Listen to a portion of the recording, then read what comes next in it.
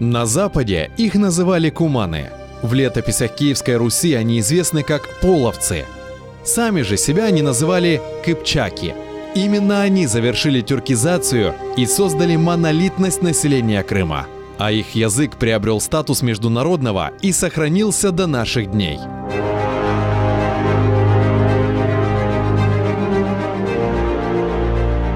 Коммерческие, политические, религиозные деятели Европы активно сотрудничали с кыпчаками Крыма. Приезжая в Дэшты-Кыпчак, они вынуждены были общаться на тюркском языке. Чтобы процесс общения с местным населением Крыма был доступным, на основе разговорного языка кыпчаков был составлен словарь-разговорник. Сегодня мы его знаем как Кодекс Куманикус. Этот уникальный письменный памятник вышел из-под пера анонимного автора в сердце Восточного Крыма, в городе Салхард.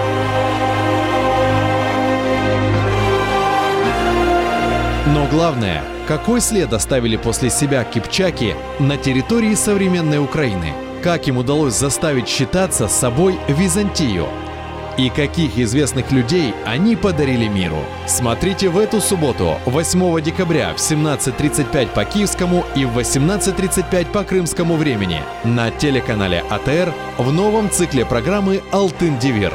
Этнические предки крымских татар». Часть 10. Кыпчаки.